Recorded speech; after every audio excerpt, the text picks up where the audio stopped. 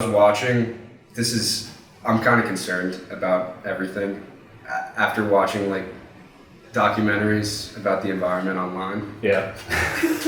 you spend too much time on YouTube and... Yeah, Netflix kills me. Okay. David Attenborough just puts a tear in my eye.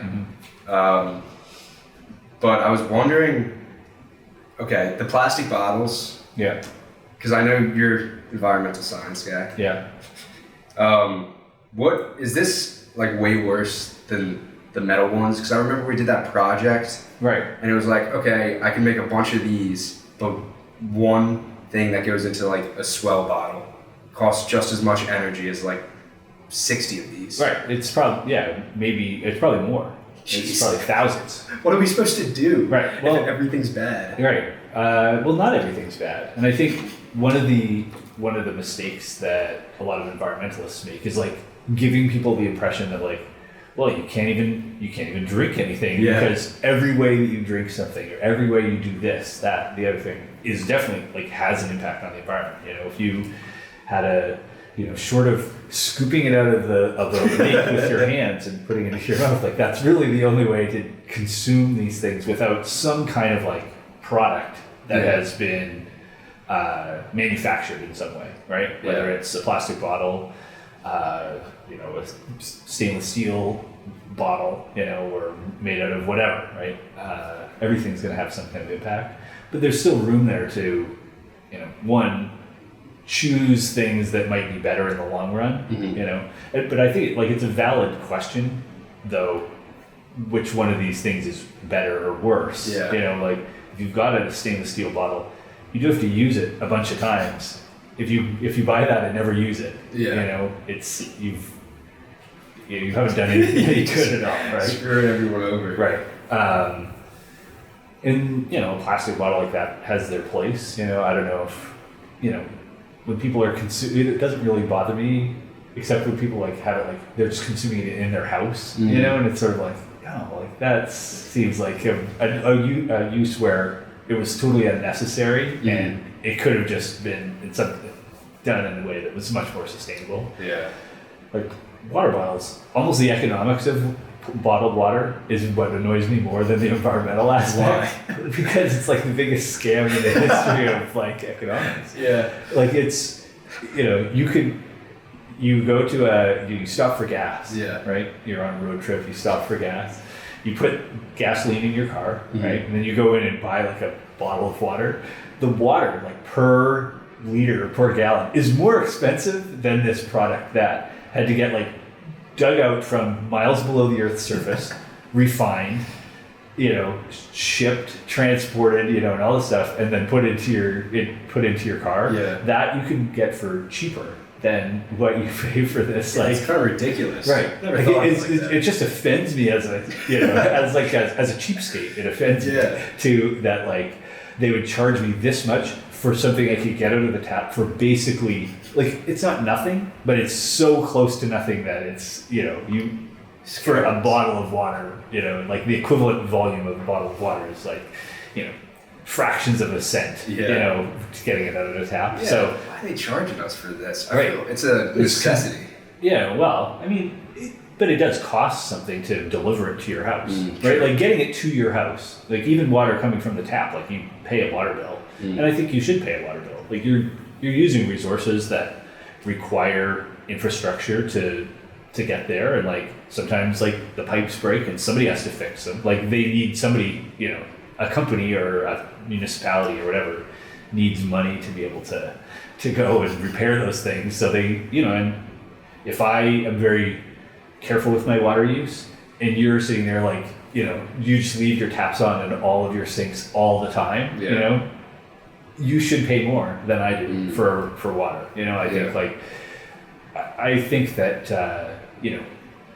a lot of things like that, reminding like those little, minuscule reminders, even like just that, like, the choices you make have an impact, and that, it makes sense to be charged for this thing, it should, even though it's a necessity, it's also then an opportunity for us to say, well, but it's also valuable. So if it's valuable, maybe it should cost something. Yeah, that makes sense. Because I feel it does feel like it's endless. When I turn on the tap, I'm like, this is gonna come forever. Right. But that's the problem. Like, okay, what is the problem with just running your tap water? Because everyone's like, turning the sink off when you brush your teeth. I'm like, why? It's funny that you mentioned that one, because that one, when I heard that one, like as a kid or teenager or something, seriously the thing I thought was, people run the sink the entire time they brush their teeth. Like, it just blew my mind. Wait, it's you like, don't? no. Like, and maybe it was because like my parents are even more like crunchy granola than I am. So maybe it was like that it would just instilled in me that like, oh, that's what you do. Like you wet it and then you turn it off, you know, while you're brushing, and then you wet it again or whatever, you know, you rinse it and stuff like that. But it really, like, I was like, why would someone just leave it running the entire time? That makes no sense at all. So what were you saying? You were like why? Well, so exactly, because now where we live, it's probably not like the end of the world. You know, like this is not a major concern in this area in terms of we kind of have enough drinking water. You know, although ironically today I saw that some areas just south of me, through the same water company that we get our water, are like requiring, I don't know if they're requiring or just requesting, you know, people in a certain district of their supply area to limit outdoor watering. Really? Yeah, because they had like a major water main break or something like that, and with heat, people are using more water, like plants and you know, all this other stuff, kids running through the sprinklers and all that kind of stuff, and so it's like putting a lot of stress on their system. And so like in some of the communities, like I think like Bedminster, like that zone there, that so those things, like if we do need to be careful about our use of resources. Now in our area, it's maybe not a super the highest level of concern in terms of, we generally have like fair amount of like flowing water and, you know, reservoirs and stuff that we get water from, that we're not like in danger of sort of running out of water. Yeah. You know, we get enough rainfall in this area that we're usually fine. It's a closed cycle, right? Yeah. So the water's always right, but the same. Yeah, but we, you know, like the amount of water on Earth or whatever. But you know, if you look at out west, you know, they're in these drought conditions where it's just drier, and like, yeah, there's a lot of water, but it's in the ocean. It doesn't really do us a lot of good in terms of drinking water or, you know, water for irrigation for crops and stuff like that. Showering. And we would, you know, we could potentially run into real issues, and some of those places do. You know, and like out west, like there's a severe water shortage. You know, like if you're in Arizona, it's different. Like being careful about your use of water in places like that is pretty important. Like, because that's really probably like in somewhere like Arizona. Right? Yeah. That's the limiting factor in terms of like, is this place livable? Right. The waters. Like, do you have enough water? Yeah. Right? I guess, maybe coupled with that is like, can you make it cool enough that it's actually livable too? You know, because like, you know, what has made places like Arizona, Florida much more popular to live over the past 50 or 80 years or whatever is air conditioning. You know, like, it's a nice thing. Right. Like people weren't as keen to live in places where it gets to like 115 degrees in the summer before there was air conditioning, you know, but now that there is, like, we're able to like overwhelm the system with just like brute force, you know, like just technology. Like, it doesn't matter what the conditions are, you know, we can live anywhere, like, because we can make the conditions inside, like it can be the same temperature every day, you know? And but yeah, getting to water, you know, so places like that, I often think about it when I like, you know, I cleaning a pot or something like that, like, and I'm just like, I like fill the pot with like water and like just sort of swish it around to like make the stuff come off better, you know, and like then just dump it and it goes down the drain. And I always think, like, what would someone from, you know, a dry country in Africa think if they saw me just like pouring this water just down, like running the water, just having it go down the drain and stuff like that? Like, they probably think, this is crazy. Like, this is insane. This person is just like gallons of water just like wasted every day. You know, now it's not an issue for us because it's not an issue for us. Like, because we have, like, where we happen to live, it's not, you know, we're not like straining the edges of our sort of water supply. But if you get enough people and it gets dry enough, like there's only so much water to go around. Like there is a fixed amount, and as there's gets to be more people in places, drier areas of the country and stuff like that, and those people are consuming water, and everybody wants to have a pool and all this other stuff, and it's you're putting a strain on the system, and that could be a real challenge for us somewhere down the line. It's one of the things that, like, I do think that like desalination, if someone can figure out what is desalination, so taking the salt out of seawater. How has no one not done that yet? People do it. Oh, okay, it's just expensive. So there's a couple of issues with it, right? Like it basically could solve the water problems, right? Because there's like so much seawater, right? And the majority of the world's population lives within X amount of the ocean, so it's it's relatively accessible to where people live and stuff. But the issue is, one is the cost, right? It's expensive, right? Because you're basically sort of the most, I think that you're basically distilling it, like boiling the water, right? So that salt gets left behind, and then you get the water vapor, and then recondense that into water, right? So, but that cost, like doing that on the volume of water that actually makes a difference. You're talking about significant energy requirements to get rid of the salt out of it. So if someone can figure out a way to do that more cheaply, that would be like a huge boon for the world. Like it's sort of, I would say, like on the magnitude of refrigeration or something like that, isn't it? Like important innovations in human history.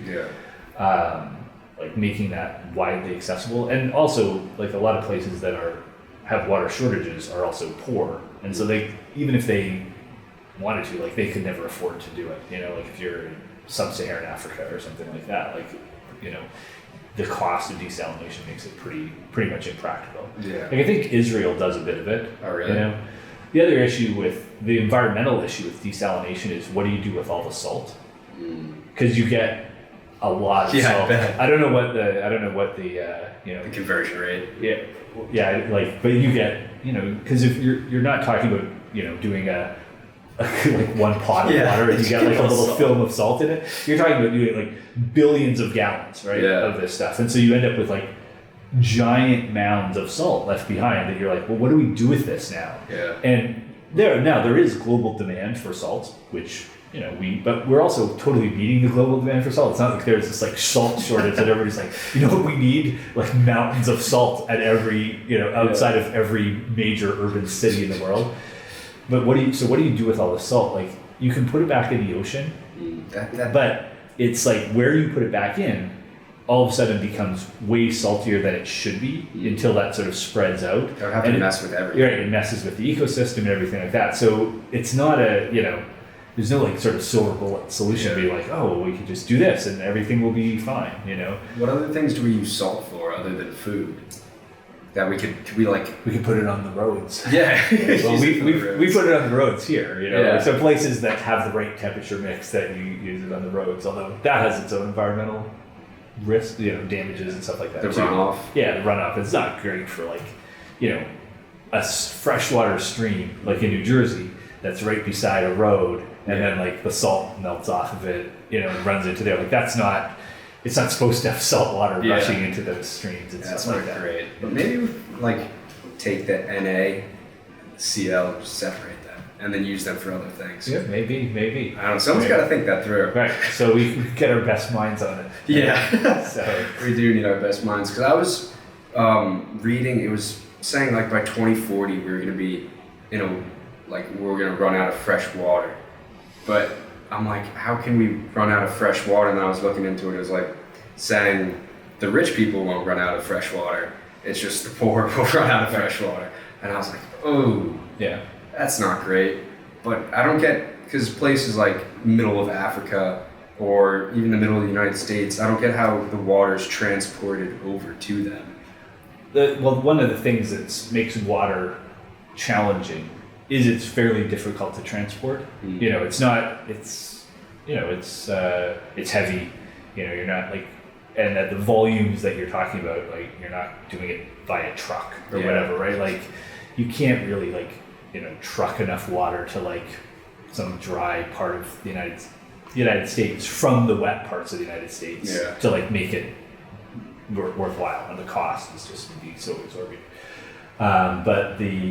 So you have to do with pipelines, and everything like that. So that those are really expensive to build, and you're also then like you're taking water out of a place, like out of an ecosystem. Like so, the Pacific Northwest is very wet, right? So, but if you want more water in the central U.S., right? Like so, you need it in Oklahoma because they're like using up all the aquifers in Oklahoma, right? Like or in the places like Nebraska, some of those places there, like there's aquifers, right, underground that they're like tapping into, and that's how they irrigate most of the fields there. But the water level in those things is just getting lower and lower because we're using it up faster than it gets recharged, right? It does get recharged by rain and stuff like that, but we're using it faster than it slow can up. get, Come right? on.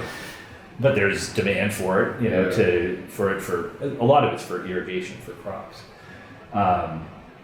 Let's say you want to get it, even if we did build a pipeline from Seattle, which has more water than they need, to wherever, Texas, that has less water, that's a shortage of water.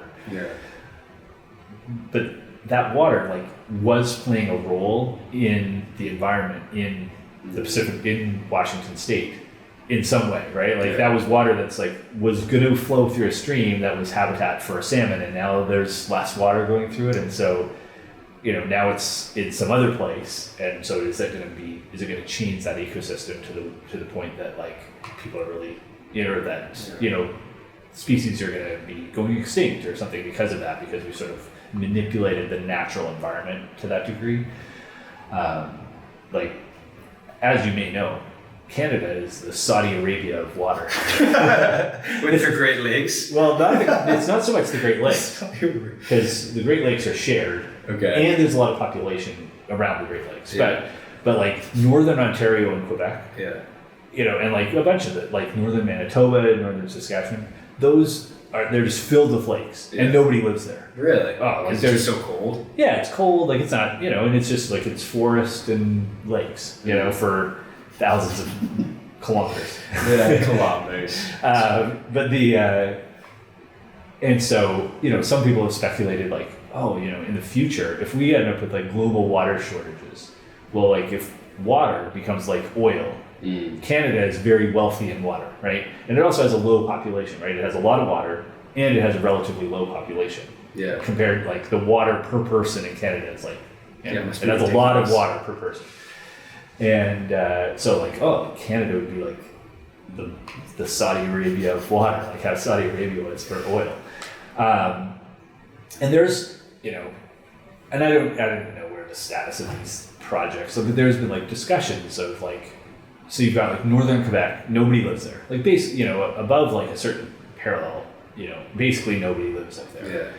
Yeah. And, but there's all these lakes full of fresh water, that's not being used, at least in any economic, economically measurable way. But then you've got like huge population bases in the United States, like straight south of there, right? Like from Boston to Washington, D.C., right? And so it's like, well, could you build pipelines that bring that water from there down to here, And it would be like, you'd be getting this great fresh water from somewhere, but there's also then, when you hear stuff like that, like people get uptight about, there's the environmental piece, but also like the sort of nationalistic piece. Like in Canada, it's like, well, we're giving away, obviously it would be sold or whatever, but like, is this an arrangement we want to get into where you're like selling your water to other countries or something like that, You wouldn't want to rely on that from either side, right? Because like then they cut it off and you're screwed, right? Conflict. Yeah, like water is one of those things that it's challenging enough to transport it that you kind of have to live within the means of like what your natural environment provides, which is why like, we should have like people's yards should look different in Phoenix than they should in New Jersey. can't use all that water. Right, because like it's, and I think for the most part they do, although probably not to the degree they should. Mm. You know, like I think also because same with house design. You know, like the houses shouldn't look the same here as they do in North Dakota, as in California and stuff like that. We've kind of like overwhelmed house design with like, well, we can make the houses look whatever we want, like whatever we want to anywhere, because we can always make them comfortable by just building a bigger furnace or putting air conditioners in it, you know, rather than like 100 years ago, houses look very different, you know, depending on where you were in the country, because the sort of traditional means of building in those places was meant to try and, you know, keep them comfortable based on the environment that they're in. You know, like southern houses, you know, like with like the sort of classic like southern style, like they were meant to be able to like keep the houses somewhat comfortable, you know, in 1900 when you didn't have air conditioning or anything like that, but you like took advantage like of winds, the prevailing winds and all this stuff, and like those like brick style pueblo houses, you know, have you ever seen like those were meant to like, because they stay cool, right? In the desert and stuff like that. And so that's another thing like where the diversity of what exists has kind of been lost, I think, because we have the ability to just sort of like, well, I can make my house look like whatever. I could, if I want a house that looks like, you know, a McMansion in the suburbs of the Pacific, or the Northeast, and I could put that anywhere, and it would be just as comfortable there because, well, I would just put in a bigger air conditioner and it's comfortable, you know. Yeah. We don't think about the consequences of that though. Yeah. And that's what's like. Did you watch that Seaspiracy? I did watch Seaspiracy, but a couple of kids that I taught did watch Seaspiracy and couldn't stop talking about Seaspiracy for a couple of. Because it makes so much sense. Like I never even thought of it. Like, oh, why are our fishes just getting wiped out of our oceans? It's like because we fish, like we commercial fish, and get these killing nets and just sweep the floor and kill everything. Right. And I'm like, whoa, this makes no sense. I'm like, after watching that. How I need to go vegan. Like I can't eat meat anymore. I can't eat fish because I always just turn a blind eye to at least the cows and the chickens. I'm like, okay. But these are like wild animals that were just sweeping up and destroying everything from dolphins and turtles to, I don't know, squids. Yeah. I guess they get caught in there too sometimes. But in the farming too, the fish farming, isn't better. Yeah. You know, there's just all the poop. Yeah. Fish farming is a real challenge. It's tough to pull off. What's the alternative? Because I don't see another way other than the lab grown meat stuff. Lab grown meat, man. I'm into it. Oh, me too. I can't wait.